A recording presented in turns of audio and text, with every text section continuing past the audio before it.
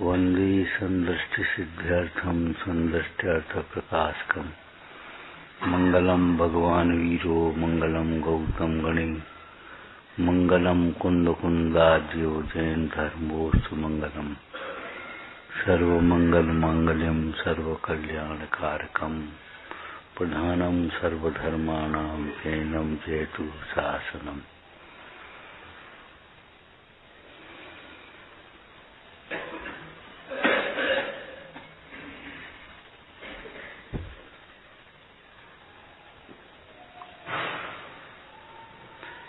देह को अपना मानना ही देह धारण करने का, पुनः पुनः देह धारण करने का मूल कारण है। इसलिए देह छूटने से पहले देह में एकत्व बुद्धि छूट जाना चाहिए। अभी क्या कहा कि जिसके पास शुद्ध नय है, सम्यक ज्ञान के अंशों को नय कहते, जिसके पास शुद्ध नय है उसी का अशुद्ध नय सच्चा है।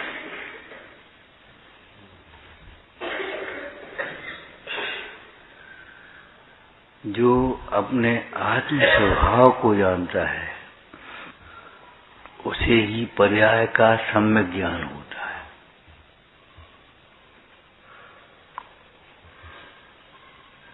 स्वभाव के ज्ञान के बिना पर्याय मूढ़ता होती है, पर्याय का ज्ञान नहीं होता।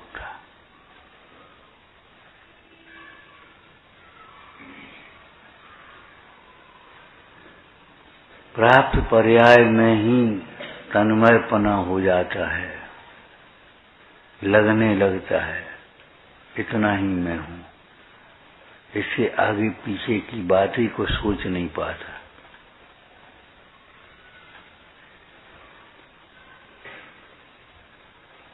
पर्याय का ज्ञान अलग है और पर्याय मूढ़ता अलग है। पज्जय मूढ़ों पर समया। पर्याय का ज्ञान क्या है? पर्याय का ज्ञान क्या है? पर्याय मात्र में नहीं है। ये भेद ज्ञान साथ में बरतना चाहिए। प्रत्येक पदार्थ की जानकारी का नाम ज्ञान नहीं है। ज्ञान उसको कहेंगे जिसमें भेद का भेद रूप भाषित हो, पर का पर रूप ज्ञान हो। जैसे आपको बताया था ये चौकी का ज्ञान आप मानते हो हम है, जानते हैं हम चौकी है, ऐसा जानते तो सब नहीं भैया। ये चौकी मेरी जी है, मेरे लिए इष्ट अनिष्ट नहीं है। राग द्वेष करके दुखी होने के लिए ये चौकी नहीं है। चौकी का ज्ञान मतलब चौकी का भिन्नपने ज्ञान। शरीर का ज्ञान का मतलब शरीर का भिन्नपने ज्ञान। ये शरीर में नहीं हूं। शरीर का ज्ञान एक ये होता है, इस शरीर में 7 धातुएं हैं, 7 उपधातुएं हैं, इतना रक्त है, इतना मज्जा है, इतना मांस है, इतनी हड्डियां हैं, इतने स्नायु हैं, इतनी शिराएं हैं। ये भी शरीर का ज्ञान कहलाता है। लेकिन इस अध्यात्म क्षेत्र में शरीर का ज्ञान का मतलब ये है, शरीर में नहीं हूं। शरीर शरीर है। ये नास्ती साथ में करते जाया करो। रोग आदि शरीर में है मतलब मेरे में नहीं है। और इसे अगर खुलासा किया जाए तो देखो, जो रोग अवस्था है वो तो शरीर में है, और रोग का ज्ञान है वह आत्मा के साथ तन्मय है, वह मेरा है। ज्ञान रोग अवस्था रूप नहीं हुआ और रोग अवस्था ज्ञान रूप नहीं होती। रोग की अवस्था पुद्गल के साथ तन्मय है, रोग अवस्था का ज्ञान आत्मा के साथ अभिन्न है, आत्मामय है। और जो ज्ञान आत्मामय होगा, सोचो उस ज्ञान में दुख कहां से होगा? ज्ञान आत्मा ज्ञानमय है और ज्ञान आनंदमय है। अभी अष्टपावर देख रहे थे, ज्ञान आचरण शून्य ज्ञान, सम्यक तो रहे तप, भाव शून्य क्रियाएं, कोई कार्यकारी नहीं। आचरण शून्य ज्ञान, सम्यक तो रहित तप और भाव शून्य क्रियाएं कार्यकारी नहीं।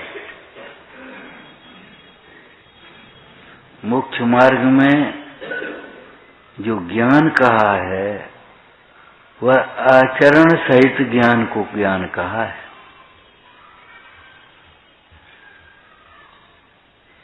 और आचरण कितना है संक्षेप में? पर से विरक्ति रूप है और स्व में रक्ति रूप है, लीनता रूप है। ज्ञान का आचरण क्या होता है? आप देखो, आपका आचरण कैसे होता है? जिसे अपना जानते हैं उसे तो ग्रहण करते हैं, उसके लिए समर्पित होते हैं, उसमें लीन होते हैं, उसमें सुखी होते हैं। और जिसे पर जानते हैं उससे विरक्त होते हैं। तो ज्ञान का आचरण क्या है? ज्ञान के विषय स्व और पर दो हैं। तो ज्ञान का आचरण क्या है? पर से विरक्ति रूप और अपने में लीनता।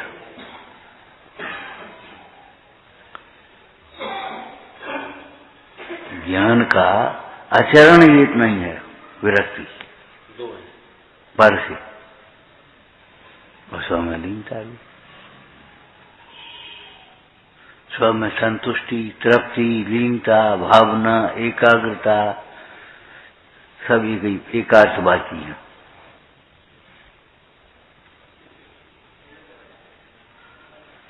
लौकिक में आप देखो, किसी पदार्थ को अपना मान करके भ्रम से अगर ग्रहण कर लेते हैं और वह दूसरा व्यक्ति वो कहे ये अमुक वस्तु मेरी है और आपकी समझ में आ जाए लक्षणों से ये वस्तु इसी की है, तो उसे देते भी हो, उसे विरक्त भी हो जाते हो।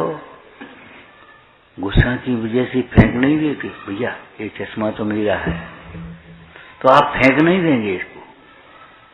भैया हाँ ठीक, आपका है, आप सॉरी और बोल दीजिए, माने गलती हो गई, अपराध हो गया, और उस वस्तु को दे दीजिए। 75 नंबर की, क्या नाम 75 क्यों, 35 नंबर की गाथा समयसार जी की मैं एक दृष्टांत दे करके समझाया जो आपको प्रसिद्ध हो गया। कोई धोबी के यहाँ से वस्त्र ले करके आ गया, उसे जल्दी थी, उसने वो वस्त्र पहन लिया या ओढ़ लिया और आराम से निश्चिंत होकर के बैठा है, मेरा वस्त्र मैं लाया हूं। थोड़ी देर बाद वह जिसका वस्त्र था, उस वस्त्र का असद्भुत व्यवहार न से स्वयं कारक अभेद भी होते हैं और कारक भिन्न भी होते हैं। लोक व्यवहार में भिन्न कारकों की चर्चा होती है। स्वस्वामित्व संबंध, जिसको आप अपनी भाषा में स्वत्व कहते हो, स्वत्व, स्वपना, ये मेरा है। तो वो स्वस्वामी संबंध कहा जाता है। लेकिन देखा जाए तो स्वस्वामी संबंध अभिन्न होते हैं। और देखो भाई, स्वस्वामी संबंध ही अभिन्न नहीं होते, आप ये समझना सारे संबंध ही अभिन्न होते।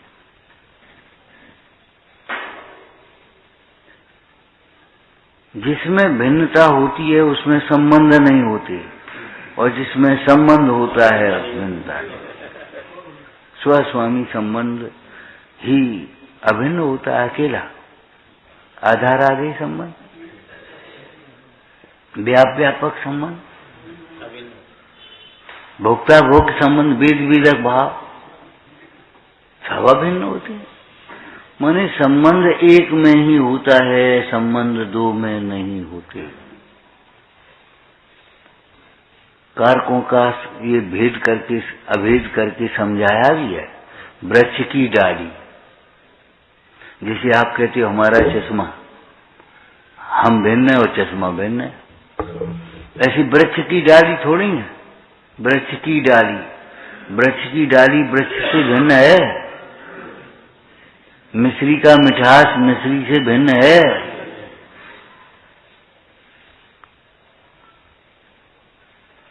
भिन्न कारक भी कहे जाते हैं, अभिन्न कारक भी कहे जाते हैं। तो कारक दो प्रकार के होते हैं कि नहीं? कारक का निरूपण दो प्रकार से होता है।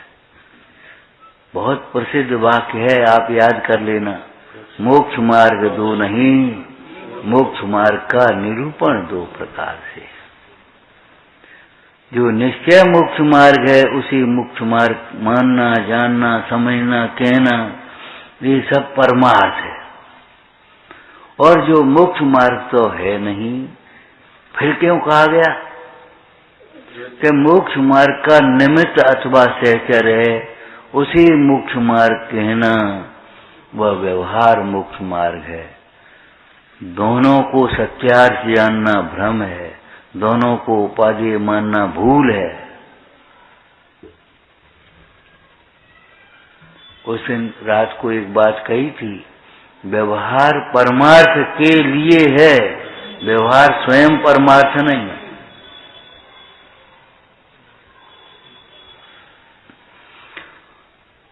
अगर आपका व्यवहार परमार्थ से जुड़ा हुआ नहीं है तो कोई मतलब नहीं। कभी कभी कोरे बर्तन को भी घी का बर्तन कहते हैं, बिल्कुल नए बर्तन को। पुराने समय का दृष्टांत दिया गया, तब तो घी घड़ा में रखा जाता था, और वो घड़ा स्पेशल उसको घुटाई करके बनाता था कुंवार, नहीं तो घड़ा सूख जाएगा पानी की तरह अगर घड़ा बनेगा। अब आपके स्टील के डिब्बे आ गए। हम ये पूछते हैं, जिस बर्तन में कभी घी अभी रखा भी नहीं गया उसको भी घी का डिब्बा कहते हैं। बर्तन की दुकान पर आप पहुंचे और दुकानदार से कहते हो, भैया एक घी का डिब्बा, घी का डिब्बा।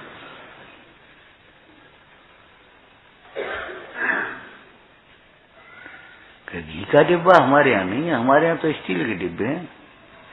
कि वो ही एक ही बात है, घी का डिब्बा। क्यों कहा गया उसको घी का डिब्बा? घी रखा नहीं है उसमें अभी, लेकिन घी रखने का संकल्प है।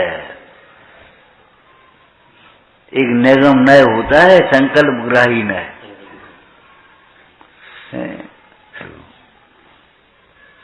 भाई कहती भात बना रहे हैं, रसोई बना रहे हैं, रसोई बनाई जाती है, भात बनाया जाता है कि चावल बनाए जाते, आटा पीस रहे हैं।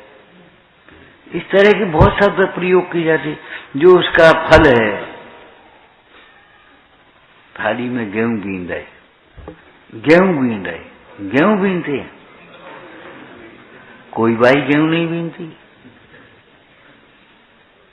उसमें से जौ, चना, राई, सरसों, मिट्टी, तिनका, भूसा सब उठा उठा करके फेंक दिया कि गेहूँ उसने इकट्ठे कर दिए। गेहूँ कहाँ बीन रही? गेहूँ बीन रही कि तिनका बीन रही? लेकिन नहीं, गेहूँ बीन रही, उसका कहना सत्यार्थ है। क्यों? गेहूँ उसने सारे ढेर को दो भागों में बांटा है, एक में गेहूँ और एक में सब। चाहे वो कंकड़ हो, चाहे चना हो, चाहे मटर हो, चाहे सरसों हो, चाहे भूसे का तिनका हो, चाहे मिट्टी हो, सब उसने निकाल निकाल कर फेंका। गेहूं भी नहीं। गेहूं ग्रहण करेगी और सब निकाल करके अलग करेगी। हमारे वेद ज्ञान की भी यही प्रक्रिया है। एक ओर राम, एक ओर सारा ग्राम, एक ओर आत्मा और बाद बाकी दूसरे सब। जीव मजीवम दब्बम, एक जीव बाद बाकी अजीव।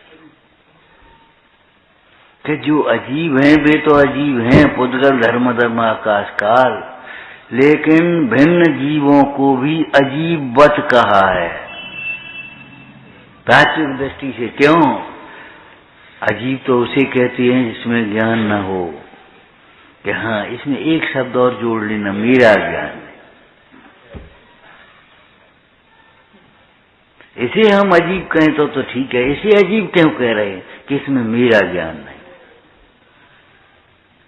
जिस प्रकार इसके मोह से इसे अपना मानने से सुखी नहीं होता, ऐसे इसे मानने से भी सुखी नहीं होता।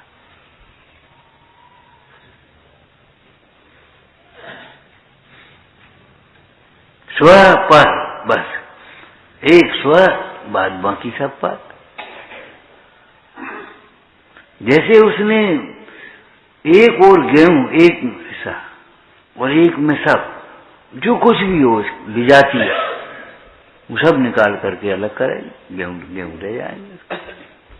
ऐसी एक और आत्मा, एक आत्मा का ग्रहण किया और बाद बाकी पर को ग्रहण किया, पर खत्म हुआ। लोक में भी ऐसा ही होता है। एक पति, बाद बाकी पर पुरुष, एक अपना घर, बाद बाकी सब पराए घर, एक अपना वस्तु, बाद बाकी पराई वस्तु, पर वस्तु। लोक में भी यही करते हो आप। भिंड में कितने घर हैं? आप कहोगे 10,000, 50,000। हम पूछे आपके लिए कितने घर हैं?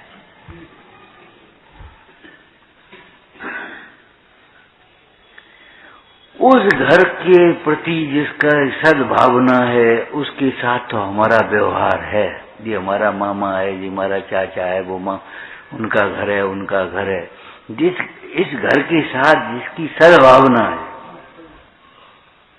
उसको हम व्यवहार से अपने घर कह देते हैं। भिंड में कितने घर हैं? एक। उसके बाद फिर जैनों के कितने घर, और उसके बाद घर कितने? गवर्नमेंट अगर जनसंख्या का आकलन करेगी तो भिंड में कितने घर हैं? वो सब देखेगी, जैन अजैन से कोई मतलब ही नहीं। और आपसे पूछें क्यों भाई भिंड में कितने घर हैं, तो आप जैन की ओर से बताओगे। और वे घर घर हैं, लेकिन अपना घर कितने हैं? कि एक घर, बस खत्म हो गई। भिंड में कितने मंदिर हैं? तो जैन अजैन के सब मंदिर बता। और फिर जैनों के कितने मंदिर हैं? और फिर अपना कितने मंदिर है? सोचो। लोक व्यवहार भी ऐसे ही चलता है, स्व और पर का भेद ज्ञान, अच्छे और बुरे का भेद ज्ञान नहीं।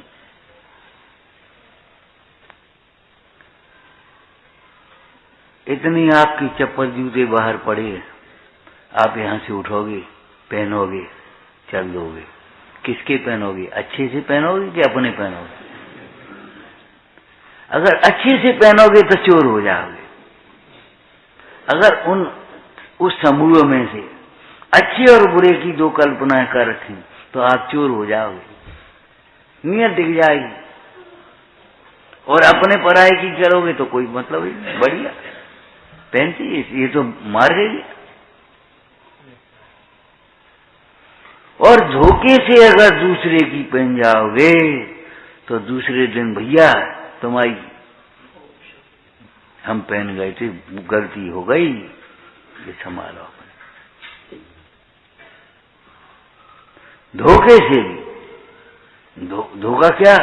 उस पराई वस्तु को अपना मान लिया, ये धोखा है। ऐसे इस पर वस्तु को हमने अपना मान लिया, ये धोखा है।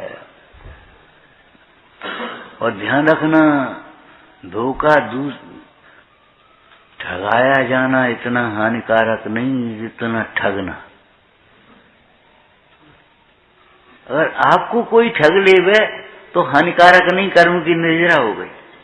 और आपने किसी को ठग लिया तो कर्म का बंद हो गया।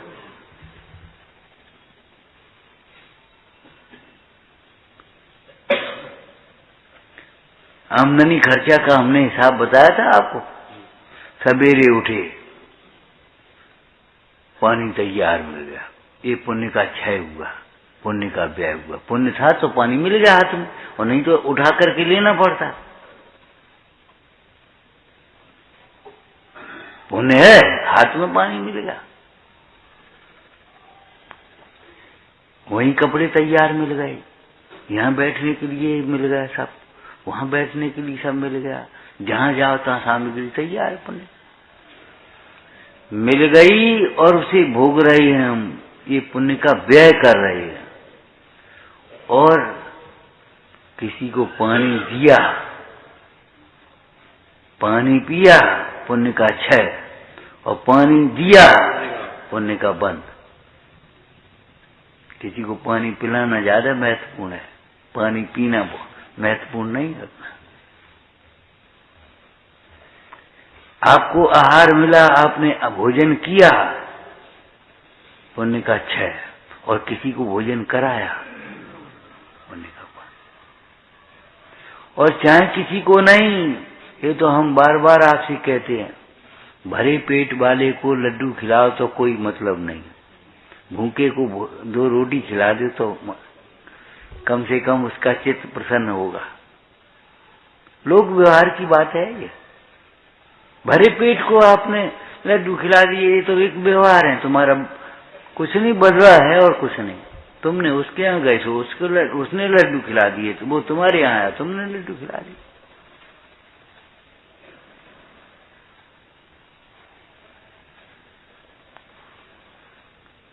भूखे को भोजन कराया, पुण्य का बंद। और भोजन किया। अब एक बात होगा, भोजन किया तो भी पुण्यवान है। एक बात बताओ आप, भोजन कराया तो भी पुण्यवान, और भोजन किया तो भी पुण्यवान हो सकता है। यहाँ भोजन स्वाद के लिए नहीं, भोजन किया संयम के लिए। ले तप बढ़ावन हेतु, नहीं तन पोषते तज रसन को। शरीर के आप पोषण करने के लिए अथवा विषयों का पोषण करने के लिए स्वाद से जो भोजन किया जाता है उसमें पुण्य का क्षय है। लेकिन संयम के लिए भोजन किया, पुण्य का बंध है। भोजन करते हुए भी, लेते हुए भी लोहिया आपको भेंट कर रही, लेने वाले को पुण्य का बंध। अगर वो स्वाध्याय करेगा तो, और लेकर के रख देगा ऐसे ही, क्या करना है, लाओ है पुण्य का क्षय। किसी भी पुस्तक को आप अगर पढ़ नहीं सकते, टाइम नहीं है इतना, इतनी रुचि नहीं है, तो मत ले। ले ले करके अलमारियों में रखते जाओ, धूला खाती जाए। ये तो भाई पुण्य का क्षय कर रहे हो। आपको भला आदमी समझ करके हमने पुस्तक आपके लिए भेंट है भैया, खाए के लिए, किस स्वाध्याय के लिए, ये आपके लिए मिठाई लाए खाने के लिए। आपने इतनी सी ली और बांट दी, ले भाई आप तुम लोग खाओ। पुण्य का क्षय नहीं है यहाँ, पुण्य का बंध है। देखो, बंध और मुक्त तो परिणामों से होते ही हैं, मोक्ष मार्ग तो परिणामों से होता ही है, पुण्य पाप भी परिणामों से होता है। यहाँ बैठे भी कोई पाप बांध सकता है? यहाँ बोलो, लिखा हो सो बताना। तुम्हारी से नहीं पूछे, लिखा हुआ है सो पढ़ा है सो बता। सुनते तो हैं सुहाता नहीं, मद मत्सर भाव से साथ सुनते हैं, ऐसे श्रोताओं को पाप बंद ही होता है। मद मत्सर भाव से, हम भी विद्वान हैं, हम भी समझते हैं, हमने सब पढ़ लिए, बे ही तो बात है, एक ही तो बात है। सुनते तो हैं सुहाता नहीं, पाप बंद होता है। और बताओ, लिखा अब ये शास्त्र का आ गया, और बोलो आगे। सांसारिक वांछाओं के वशीभूत होकर उन सांसारिक कामनाओं की पूर्ति के लिए जो दर्शन, भक्ति, पूजा, स्वाध्याय करते हैं, जिन धर्म का सेवन करते हैं, तपश्चरण करते हैं, उन लोगों को पाप भी होता है। जिन धर्म का सेवन संसार नाश के लिए किया जाता है, जो जिन धर्म का सेवन देखा देखी, हाँ बोलो, आजीविका के लिए, मान बढ़ाई के लिए, दिखाने के लिए, प्रदर्शन के लिए करते हैं, ऐसे स्रोत, ऐसे जीवों को पाप बंद ही होता है।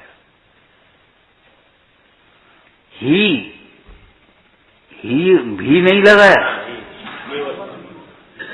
जिनकी बुद्धि मंद है, बुद्धि की मंदता से वे अभिप्राय को नहीं समझ पाए, तो अभी पुण्य बंद बांध लेंगे अपने अनुमोदना से। लेकिन अगर सुनते समय मद मत्सर भाव रहा, सुना और सुहाया तो नहीं, तो फिर पाप बंद ही होगा। यहाँ बैठे ही पाप बांध लेंगे, कैसे? आपको लगा, और ये हम अभी की बात नहीं कह रहे, पद्म पुराण पढ़ा होगा आपने। नारद, क्षीर कदम्ब पुरोहित का बच्चा स्वयं का, और बसु राजा, तीन सबके सब पढ़ रहे। कितना सुंदर इनका अध्ययन चल रहा है। मुंडाज निकले, छोटे मुंडाज ने पूछा बड़े से, देखो कितना सुंदर अध्ययन चल रहा है। बोले, दो नरक जाने वाले हैं। ये हंस पड़े, नरक जाने वाले। क्षीर कदम्ब के कानों में ये बात पड़ गई, दो नरक जा रहे, तो कौन जाएंगे नरक? गरीब होगा सो नरक जाएगा क्या? काला हला रंग वैसा होगा सो नरक जाएगा? दुबला पतला होगा सो नरक जाएगा क्या? नहीं नहीं, बताओ नरक कौन जाएगा? इस दृष्टांत में से बता। अरे राजा नंद पूछ रहे, हम कौन जाएगा ये बताओ, परिणाम को बोलो। जिसके हृदय में दया परिणाम नहीं है, जो सर्वज्ञ को नहीं मानता है, जो सर्वज्ञ को नहीं समझता है, जिसके हृदय में दया परिणाम नहीं है, वह नरक जाए। एक कथन पढ़ा होगा अष्टपहड़ में, पंचम काल में इतने मुनि, उनके सेवक निगूढ़ आदि जाएंगे। कौन जाएगा? मुनि धर्म को धारण करके, मुनि धर्म की प्रतिज्ञा करके मुनि धर्म को नहीं पालने वाले, मुनि नहीं, मुनि धर्म को पालन नहीं करने वाले। किसको पाप बंद होगा? सुनते समय भी, साथ सुनते समय पाप बंद, पूजा करते समय पाप बंद, तपस्या करते हुए पाप बंद, अध्ययन करते हुए पाप बंद। किसको? जो अध्ययन करता सा दिखाई दे रहा बाहर से, लेकिन भीतर में कुटिल परिणाम।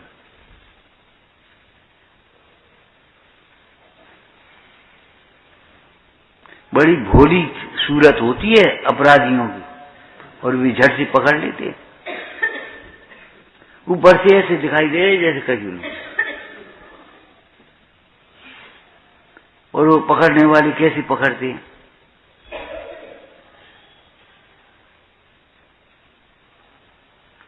कौन नरक जाएगा? नरक भी नहीं जाएंगे जो अध्ययन में चित्त लगा रहे, अध्ययन के अभिप्राय को समझ रहे, जो अध्ययन में से स्वच्छंदता ग्रहण करेगा। जाओ, क्या उन शिष्यों से कह दिया, जाओ परीक्षा करने के लिए ऐसे स्थान पर इसको, अब उसकी भाषा में तो मारना मेढ़े को, जहां कोई नहीं देखता हो। नारद आ गया, गुरु ऐसा स्थान कोई है ही नहीं जहां कोई नहीं देखता, सर्वज्ञ सब जगह देखते, तो सर्वज्ञ का श्रद्धान हो गया कि नहीं हो? और हम मारे कैसे इसको? दया का परिणाम आ गया, और वो गया झाड़ी में छिप करके खत्म कर दिया उसको। अरे इसके हृदय में निर्दय परिणाम, ये सर्वज्ञ को नहीं मानता, जीव को नहीं मानता। भरत चक्रवर्ती ने ब्राह्मण संज्ञा कौन सी श्रावकों को दी? जो घास में रहने वाले जीवों को भी ब्रह्म स्वरूप समझ रहे और उन पर पांव नहीं रख रहे, वहीं खड़े अलग। उनको बुला करके मंच पर सम्मान किया और उनको धर्म कार्य करने का भार सौंपा, निश्चिंत कर दिया आजीविका से कि जाओ, तुम्हारी को आजीविका की जरूरत नहीं, आप तो रहो आराम से, धर्म ज्ञान करो और सब काम करो। इनको पढ़ाओ लिखाओ समझाओ, इनके और धार्मिक अनुष्ठान विवाह कराओ, इनके का नाम गृह मुहूर्त वगैरह जो कुछ भी है वो सब करो, लेकिन आजीविका नहीं। क्या फिर व्यवस्था कैसे चलेगी? आजीविका नहीं है, दक्षिणा है, दान दक्षिणा, विधान के लिए पात्र है।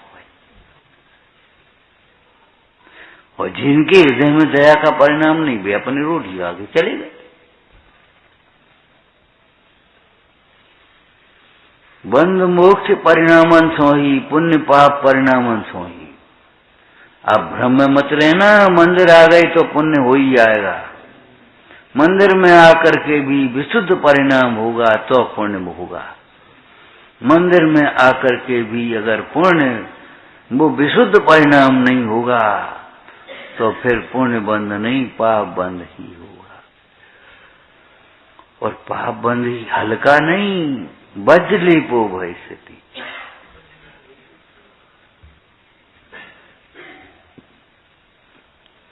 एक आगे श्लोक पढ़ा था आपने, ये गाथा क्या?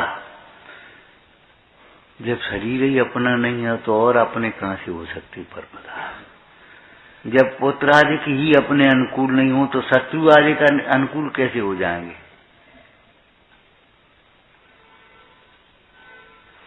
जब शरीर ही अपना नहीं है तो ये पर पदार्थ अपने कैसे हो जाएंगे? ऐसे समझो, जब यहां आकर के भी नहीं सुधरे तो कहां सुधरेगा?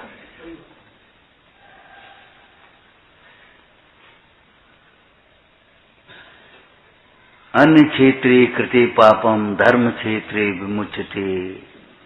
धर्म क्षेत्रे कृते पापम वज्रलेपो भविष्यति।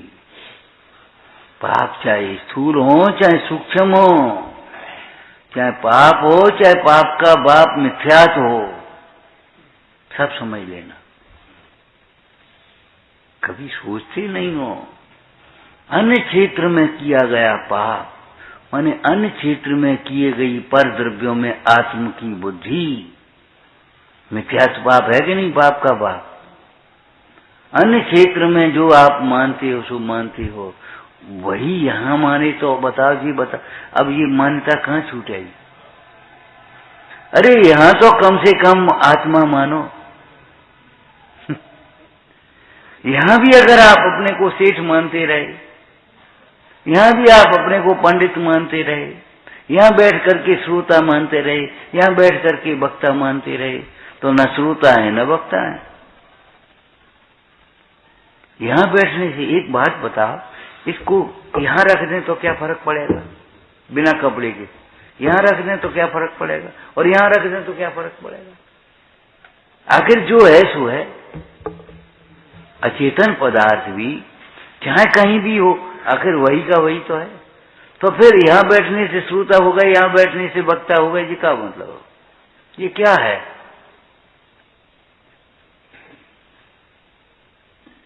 ये व्यवहारिक व्यवस्थाएं अलग हैं, व्यवहार अलग है, परमार्थ अलग है। परमार्थ क्या है बोलो?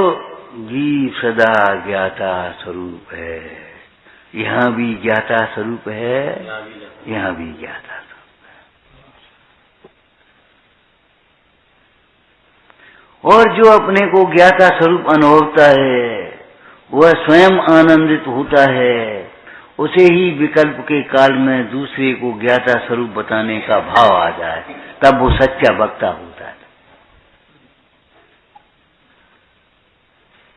एक भाई नेमनाथ भगवान की पूजा कर रहे थे। दाता मोक्ष के है श्री नेमनाथ जिनराज जी, दाता मोक्ष के। तब तक हम पहुंच गए। हमने कहा भैया क्या कह रहे हो? दाता है कि ज्ञाता है? हमें नहीं मालूम। अरे तुम्हें नहीं मालूम? दाता है कि ज्ञाता है? क्या हमें नहीं मालूम? तो तुम वैसे ही पढ़ रहेगा बिना समझे।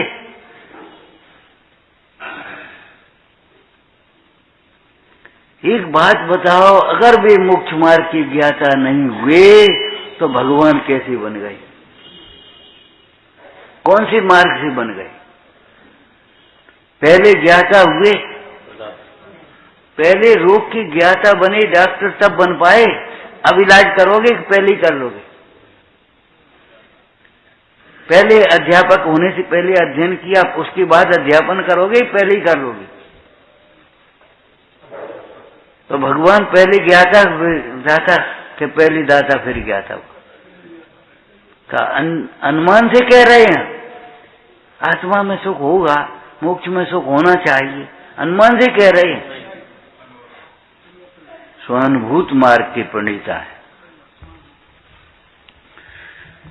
जो अपने स्वभाव का ज्ञाता है वह सारे विश्व का ज्ञाता है, और जो ज्ञाता है वही सच्चा दाता है। व्यवहार नए से वो दाता कहा जाता है। और नहीं ये फिर वही शब्द लगाओ, दाता और पात्र अभेद होते हैं, भिन्न नहीं होते। दाता और पात्र अभेद होते हैं, भिन्न नहीं होते। व्यवहार में उनको भिन्न भिन्न कहता है। अध्यापक अगर ज्ञान छात्रों को देवे तो स्वयं ज्ञान से शून्य रह जाए, अपना ज्ञान थोड़ी देता है। अध्यापक के सानिध्य में अपनी विनय विशुद्धि के अनुसार छात्र अपने ज्ञान का स्वयं विकास करते। अध्यापक अपना ज्ञान दे देगा, वो ज्ञान शून्य नहीं रह जाएगा।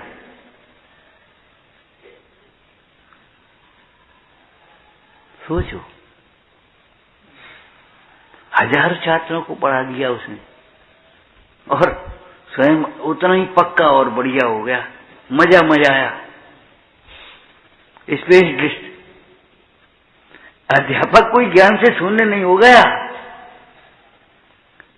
और हम आपसे फिर कह रहे, देखो दान, विद्या दान देने से नहीं घटती, कोई भी संपत्ति आपकी दान देने से नहीं घटती, ये समझ लेना। आहार देने से नहीं घटेगा, कंजूसी से घटेगा। तरस जाओगे भोजन के लिए, सामग्री नहीं मिलेगी और सामग्री मिलेगी तो खा नहीं पाओगे अगर आहार दान नहीं दिया होगा तो। और जिसने आहार दान दिया है वह भोजन के लिए कभी परेशान नहीं होगा और अल्पकाल में भोजन उसके लिए तरसेगा और क्रम क्रम से भोजन का अभाव हो जाएगा, भूख का अभाव होगा। भगवान बनेगा कि नहीं? मुनराज बनेगा तो भोजन उसके लिए तरसेगा कि नहीं? सैकड़ों को भोजन करा के तब भोजन करेगा, और नहीं तो खुद के भोजन का ठिकाना नहीं। भोजन भी दान देने से नहीं घटता। और कैसी परिस्थिति में आपको मालूम है, वो अकृत पुण्य की माता, अकृत पुण्य की माता, बता सकते हो? अकृत पुण्य की माता, अरे नाम बता दोगे मिष्ट दाना, वो नाम थोड़ी पूछ रहे हो। दूसरे के घर में रोटी बना करके अपनी आजीविका चला रही है, स्वयं अपना और अपने बच्चे का पालन पोषण कर रही है। ऐसी स्थिति है। वहां रोज खीर बन रही है, पूरी बन रही है और सब बन रहा है। वो बच्चा मांगता है, माँ मुझे दे दे खीर थोड़ी, नहीं। और वो सेठ के पुत्र बलभद्र के उसको मारते भी है कभी कभी। चल यहाँ क्यों आ गया, खाने के समय पर आ जाता है, ऐसे बोलते हैं। एक दिन वो रो रहा था, कोने में खड़ा हुआ। सेठ का आना हो गया बलभद्र का। बहन ये बच्चा सुस्त क्यों रहता है, रोता क्यों है, रो क्यों रहा है? भैया खीर मांगता है। तो दे देती, बच्चे ही तो है। पुण्य बांध लिया, पुण्य बांध लिया उसने, दे देती। आपसे बिना पूछे कैसे दे दें हम वैसे? अच्छा कोई बात नहीं, दूध ले जाओ, शक्कर ले जाओ, चावल ले जाओ, मेवा मिष्ठान ले जाओ, घर जाकर के खीर बनाना और बच्चे को खिलाना। दूसरे दिन दूध चावल शक्कर सब वहां से आ गया और बच्चे के लिए खीर बन गई। ऐसी स्थिति में भी उस धर्मात्मा श्राविका ने, बेटा मैं तो जल लेने के लिए जा रही हूँ और कोई रत्नत्रय के धारक साधु आए। अब तुम नहीं जानती रत्नत्रय के धारक, तुम तो ये सोच लो नग्न दिगंबर साधु आए, उनको रोकना, हम अभी आके।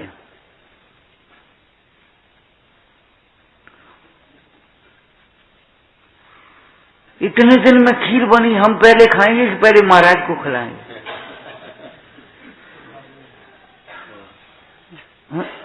बच्चा कितना आज्ञाकारी, माँ की आज्ञा का मानने वाला। ठीक है माँ, द्वार पर खड़ा हो गया और एक मासूबासी मुंडाज निकले और पैर पकड़ लिए। महाराज हमारी अम्मा ने खीर बनाई है, तुम्हारे लिए नहीं। देखो शब्द भी गलत नहीं निकले, खीर हमारे घर खीर बनी है, खा करके ही जाना। अब एक नवदा भक्ति है नहीं और कछु है नहीं, जानता कुछ है नहीं बेचारा। हे स्वामी अतर कुछ नहीं बोल पा रहा। मुंडा चल दिए, पांव पकड़ ली। महाराज अभी माँ आती होगी, थोड़ी देर रुक जाओ, थोड़ी देर रुक जाओ। हो गई नवदा भक्ति। माँ आई, कलसा भीतर रखा, लोटा लेकर के खड़ी हो गई। स्वामी आओ आओ, आहार हो गया। बोलो खीर घटी?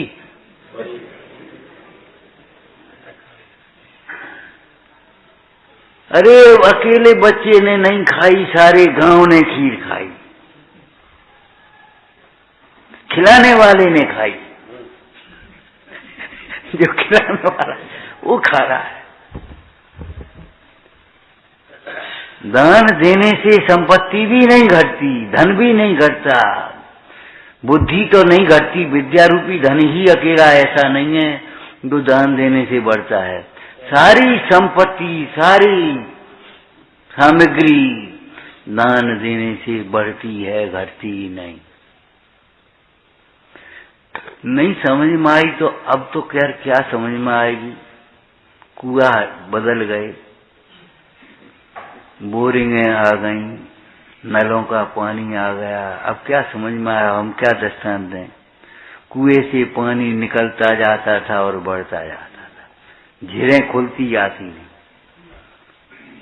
कुएं में से पानी नहीं निकले तो जरूर खराब होता था, सूख जाती थी, लेकिन जिस कुएं से पानी निकलता जाता था वो कुएं से पानी।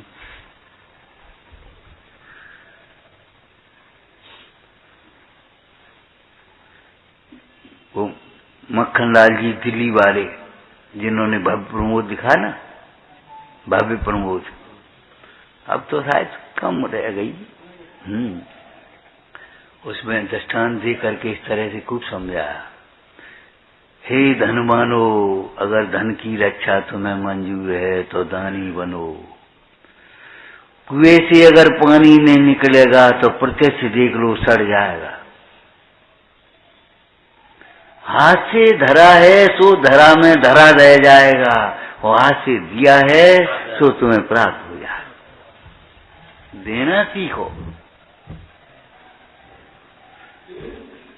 फालतू बातें मत करो। हम क्या दे सकते हैं, तुम विनय दे सकते हो।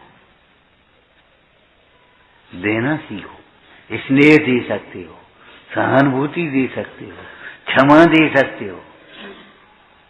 कब पैसे ही अकेलो है, हम क्या दे सकते हैं? हम इतने पढ़े लिखे नहीं हैं, हम दान क्या दे सकते हैं, ज्ञान क्या दे? अरे भैया मुकार मन तो सुना सकते हो। और नहीं तो एक और सरल बात बताई थी आपको, 2-3 दिन पहले बताई थी,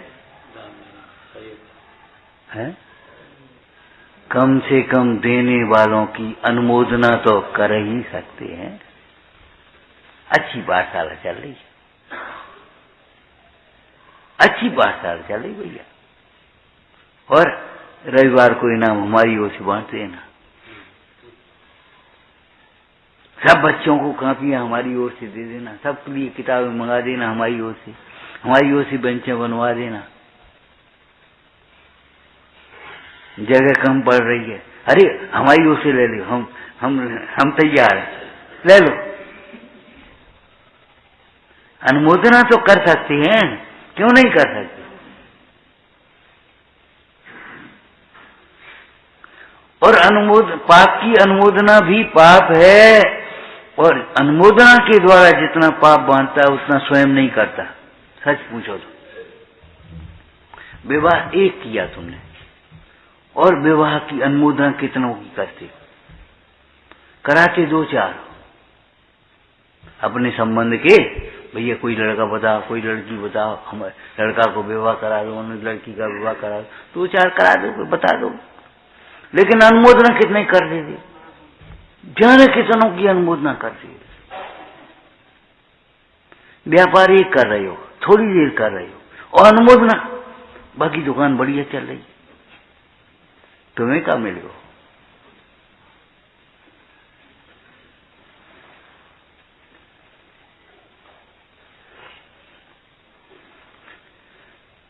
कम से कम अनुमोदना तो करो। पाप और पुण्य भी परिणामों से बनता है, और इन परिणामों में मुख्य परिणाम है दया रूप परिणाम। सो धम्मो जस दया। और परमार्थ को इससे जोड़ते हुए आचार्य भगवान ने कहा, दया का अर्थ दुख से छुड़ाना, स्वदया भी दया होती है जैन शासन में। ईसाइयों की मानव सेवा अलग है और जैनों की भैयावृत्ति अलग है। लौकिक जीवों की मानव सेवा केवल शरीर तक सीमित है और जैनों की भैयावृत्ति में आत्मा का भी ध्यान रखा जा रहा है।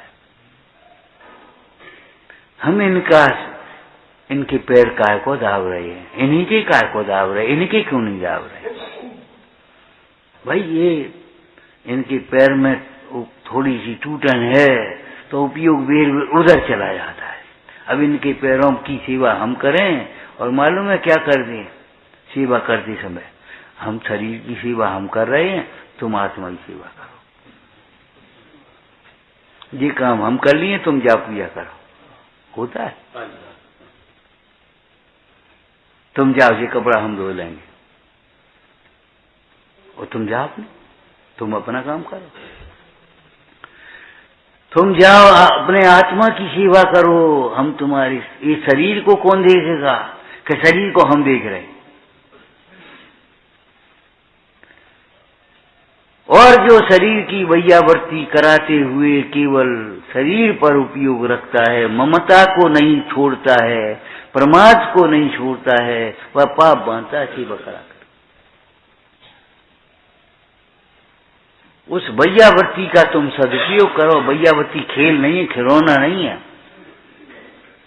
कि 10-20 आदमी भैयावृत्ति भैयावृत्ति भैयावृत्ति। अरे भैयावृत्ति का खिलौना है, खेल है।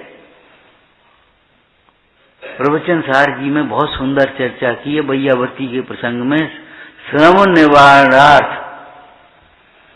कोई थकान हो गई हो, कहीं से आए, कुछ हो गया तो उसकी भैयावृत्ति माने श्रम का निवारण हमने कर लिया। तुम जाओ अपनी आत्मा की क्षमा करो, ध्यान से, आराम से, बस इतना सा प्रयोजन है। और संयमी की निर्बद्ध भैयावृत्ति लिखी है, साबद्ध नहीं, निर्बद्ध, हिंसा नहीं। उसके संयम के अनुकूल।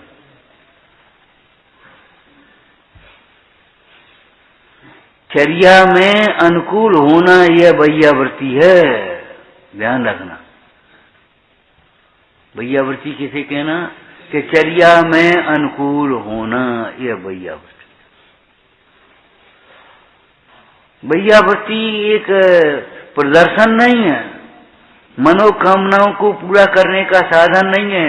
नहीं महाराज आशीर्वाद, अरे आशीर्वादों का काम नहीं है ये भैयावृत्ति। यहाँ तो श्रम निवारणार्थ, तुम आत्मा को संभालो, शरीर को हम संभाल रहे। यहाँ हम बैठे हैं, तुम वहां चले जाओ, ऐसा है। अरे दो हैं तो दो काम करो, एक काम करोगे। जब हम इस शरीर को हम देख रहे हैं, अब तुम अपनी आत्मा को देखो। भैयावृत्ति कराना पुण्य का क्षय और भैयावृत्ति करना पुण्य का वन। विनय कराना पुण्य का क्षय। आपका पुण्य का उदय नहीं होता तो आपसे कौन जय जैन नमस्कार कौन करता? रास्ते घर से निकल करके आ नहीं पाए, भले मंदिर जा रहे हो आप, डॉक्टर साहब जय जैन, डॉक्टर साहब नमस्कार, डॉक्टर साहब, 10 आदमी रास्ते में मिल गए, ये पुण्य का उदय तो है, लेकिन ये पुण्य का क्षय है। और जब आपने यहाँ जय जय जय नमो सुनो, ये पुण्य का बंध है। वहां आपको आपके अध्यापक मिल गए, आपके गुरुजन मिल गए, कोई भी जय जैन, चाचा जय जैन, ये पुण्य का बंध है।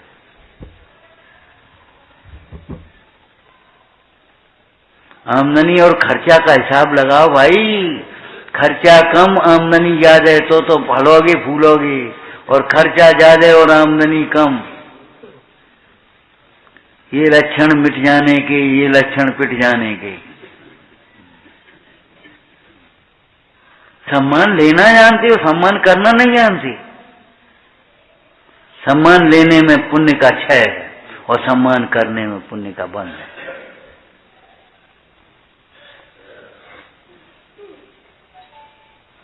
इस सर्वत्र घटा लेना, भेद ज्ञान को सदैव अपने समीप रखना। और भेद ज्ञान में दो हिस्से हैं, एक और सारा संसार, 6 द्रव्यों का पूरा समूह। 49वीं गाथा की टीका में तो आचार्य भगवान ने, अमृतचंद स्वामी ने 6 द्रव्यों का समूह पूरा का पूरा लिख दिया। क्या बोलो, पूरा बोलो। बाकी 6 द्रव्यों का समूह विश्व ज्ञेय है, व्यक्त है, आत्मा उससे भिन्न है और अव्यक्त।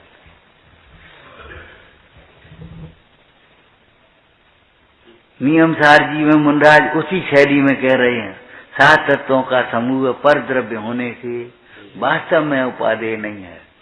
उपादेय क्या है? उपादेयम अपनोपा, आत्मा को आत्मा ही। कोई प्रश्न करे 6 द्रव्य में जीव आ गया, 7 तत्व में जीव आ गया, कि आ गया, आने की बात अलग है, लेकिन वो अलग है, हम उसे अलग कर लेते हैं। जैसे स्त्री पति को अलग कर लेती है, पति में संतुष्टि का नाम शील है, पति में समर्पण भाव का नाम शील है, और बस बाकी सब उसको एक। समर्पण किसी के प्रति नहीं है, और पति में गुण मुख्य नहीं है, ध्यान रखना। गुण और मुख्य दो नहीं है, सर्वस्व है उसका, जो कुछ है इकलौता। गुण और मुख्य न, गुण मुख्य के विकल्प ही विलय को प्राप्त हो जाते हैं, उसके सामने आते ही ऐसा आनंद होता है कि गुण और मुख्य के विकल्प खत्म।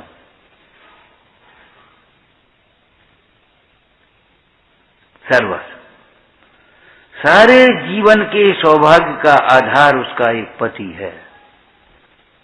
पति गया मतलब अब गहने पहन के कौन को दिखाने, अब जो एक बढ़िया मेवा मिष्ठान खा खा के कौन को पुष्ट करने, काय के लिए पुष्ट करने, अब क्या करें? माने उसका सारा सोच बदल गया। अब किसके लिए करें, किसको दिखाएं, कहां जाएं, किसके साथ जाएं? मन पूरा बदल, सब सामग्री है कि नहीं, साथ तो दे नहीं गया पति, लेकिन फिर भी उसके साथ होते हुए भी नहीं है। क्यों? उसका आधारभूत चला गया। ऐसे जब एकत्व बुद्धि देह में चली जाती है तो सारे हर्ष विषाद के परिणाम चले आते।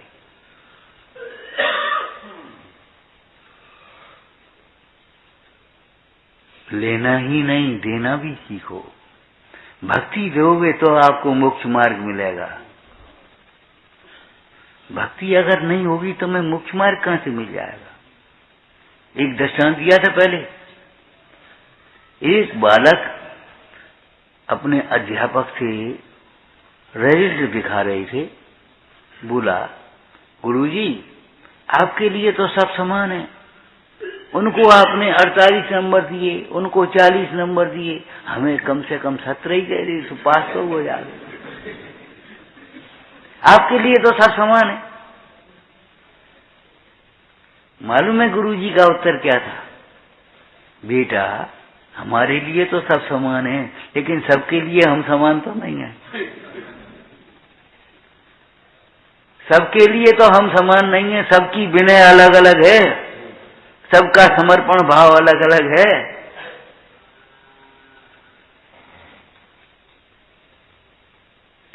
केवल उनको पढ़ाई से मतलब है और इनको हमसे मतलब है। अंतर होगा कि नहीं होगा?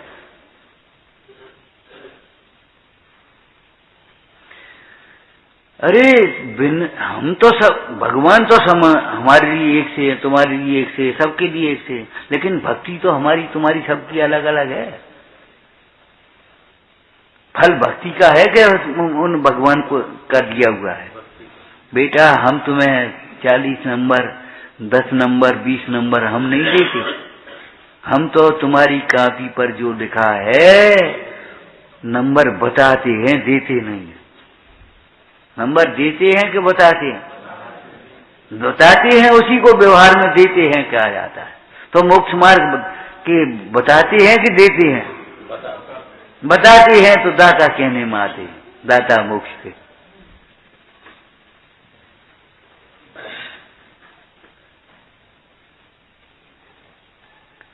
हमारे पास क्या है? तुम्हारे पास क्या नहीं है? क्या नहीं है बताओ? जो नहीं है वो हमेशा के लिए नहीं है, कभी नहीं है, और जो है सो हमेशा है। अपने गुणों से सदा काल परिपूर्ण हो और पर भावों से सदा काल भिन्न हो। पर जब तुम्हारे कभी नहीं है और अपने गुण पर्याय तो अपने हैं, उनमें कहां जाओगे? ज्ञान है वह आत्मा से विभिन्न है, अभिन्न, और रोग है वह अवस्था, वह शरीर से अभिन्न है। रोग शरीर में होते हैं, शरीर में रोग नहीं होते। अगर जीव नहीं हो तो शरीर में रोग भी नहीं हो।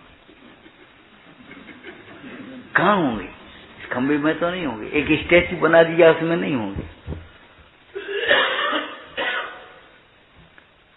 जब शरीर में रोग होते नहीं और आत्मा में रोग होते नहीं तो फिर रोग होते किसमें?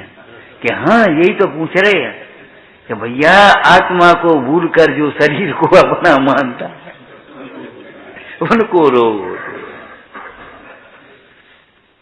आत्मा को भूल कर जो भोजन में आसक्त हो गया, मजा आ गया, अब उसको रोग होगा। और लाओ, अब उसको रोग होगा। रोग किसको होते हैं? जिसको आहार विहार निहार और विचारों का कुपथ्य होता है, उसी को तो रोग होते हैं। शरीर को रोग हो तो सबको रोग होना चाहिए ना। अरे तो इन्होंने उड़द की दाल खिला दी और हमारे पेट में दर्द हो गया, तो इनके क्यों नहीं हुआ? इन्होंने भी खाई ना, सारे घर ने तो खाई, तुम्हारी क्यों हुआ? तुम्हारी पाचन शक्ति कमजोर थी। तुम्हारी पाचन शक्ति कमजोर थी, इसलिए तुम्हें वो रोग हुआ है। आप अपनी भाषा में कहें तो प्रतिरोधक क्षमता कमजोर है। प्रदूषण तो सबके लिए है, वातावरण तो सबके लिए है। इनको सर्दी लग गई, इनको क्यों नहीं लगी? इनको सर्दी लग गई, इनको क्यों नहीं लगी? इनकी प्रतिरोधक क्षमता है उतनी और इनकी प्रतिरोधक क्षमता उतनी नहीं है। अब इलाज क्या होगा? सर्दी का इलाज थोड़ी करोगे, प्रतिरोधक क्षमता बढ़ाओ, यह उपाय है। प्रतिरोधक क्षमता का जो चिकित्सा में स्थान है, वही अध्यात्म के क्षेत्र में सहनशीलता का स्थान है। अपनी सहनशीलता बढ़ाओ, सहन करना सीखो। इस मार्ग में अकेले पुण्य उदय ही की अनुकूलता ही नहीं, पाप उदय की प्रतिकूलताएं भी आएंगी। कभी घी घना, कभी मुट्ठी भर चना, और कभी एक कुछ नहीं, विधि नहीं मिली, महीनों विधि नहीं मिली, ये भी होगा। मन मलिन मत करना। बढ़िया बढ़िया अनुकूल सामग्री देख करके ललचाना मत। अनुकूल सामग्री वहां है तो सामग्री का अभाव भी है, अंतराय भी है। अरे बाहर की सामग्री के भरोसे इस मार्ग में नहीं आया जाता। इस मार्ग में आत्मा की आराधना के लिए ही आया जाता है। बाहर की सामग्री तो भैया चाहे तुम इस मार्ग में आओ चाहे उस मार्ग में जाओ, जितना उदय है उतनी मिलेगी, ज्यादा कम नहीं होगी।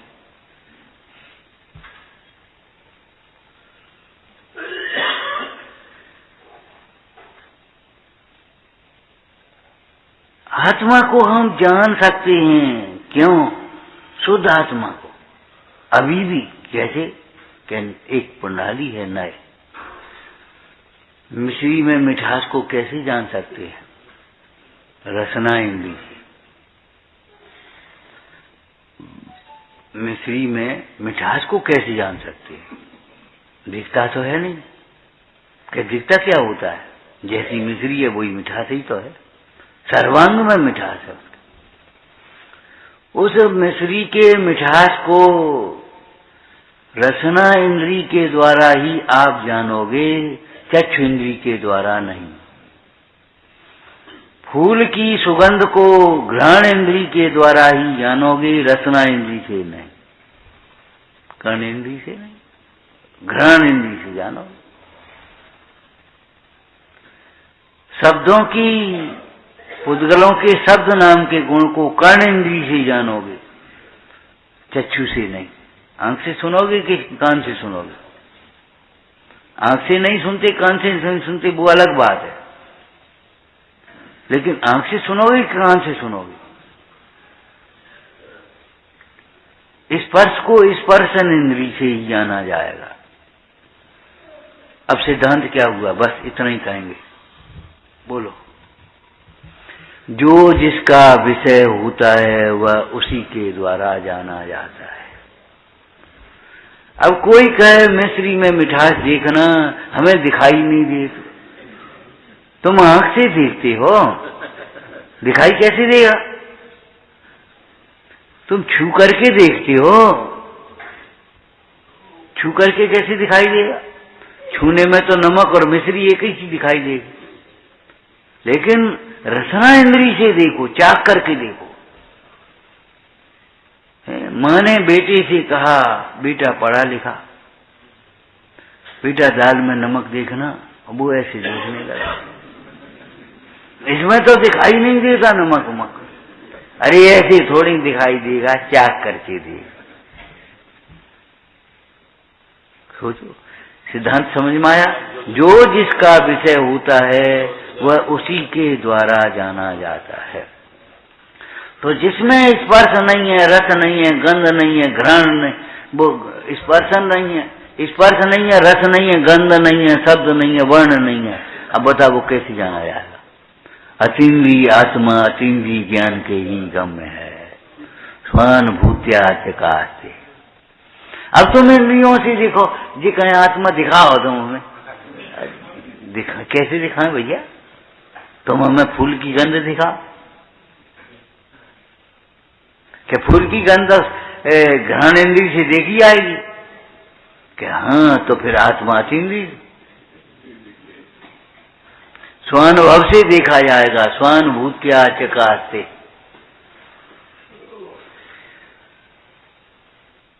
कोई बात नहीं, संत कवि ने जाने कितने गुण, सिद्ध भगवान के कितने गुण दोबारा दोबारा दोबारा दोबारा लिखे, और जानबूझ करके, ऐसे नहीं धोखे में लिख गए, और बाद में उन्हें लिखा है, बार बार के कहते हैं नहीं पुनरुक्त भनन।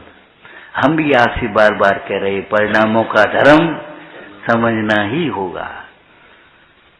जितनी भी विसंगतियां आपको देखने में आती हैं धर्म के साथ में, ये परिणामों का धर्म न समझने के कारण से समझ में आती। वे साहब इतनी पूजा करते थे और ऐसे चले गए, और वे इतना ऐसा दान करते हैं और इनकी ऐसी दशा हो गई। ये परिणाम के बिना की है। दान तो करते दिखाई दे रहे, लेकिन परिणाम के बिना। परिणाम के बिना का मतलब विशुद्ध परिणाम के बिना। धार्मिक अनुष्ठान भी परिणामों के माध्यम से ही फल देते हैं। बिना परिणाम के धार्मिक अनुष्ठान क्या करेंगे आपके? आप धार्मिक कार्यों में लगे हो, बड़ी अच्छी बात है, लेकिन संग में परिणाम जोड़ो। हम इन जैसे थे, एक बार पंडित जी आए तो बोले, भैया देखो तुम पूजा करते हो?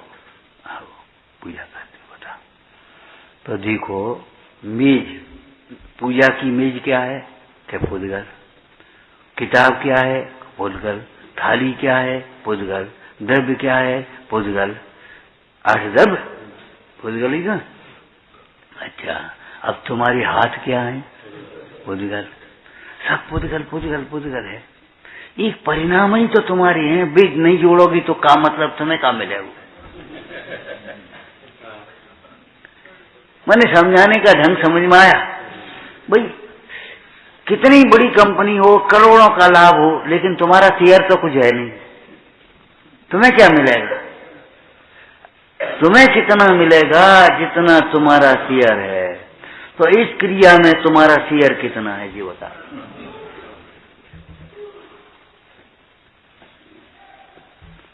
अरे स्टील की मेज हो, चाहे पत्थर की मेज हो, बम का है, काठ की मेज हो, कोई बात नहीं। चाहे बादाम हो, चाहे चावल हो, कोई बात नहीं। चाहे तुम किसी का गला कोयल कंठी हो और चाहे ढंग से नहीं बोल पाता हो, बेचारा कम पढ़ा लिखा हो, बात का फर्क पड़ेगा? एक परिणाम ही तुम्हारे हैं। अगर पूजा के काल में परिणाम नहीं जुड़े तो तुम्हारा क्या हेतु होगा? सोचो।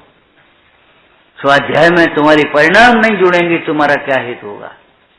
ये परिणामों का धर्म है। परिणामों को ही धर्म कहा है कुंद कुंज स्वामी ने। बोलो।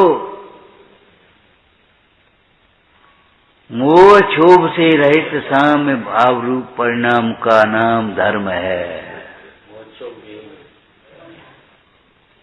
लिखा कुंद कुंज स्वामी ने परिणामों को ही धर्म कहा है।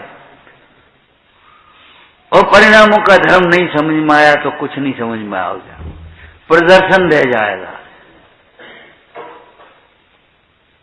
प्रदर्शन रहेगा।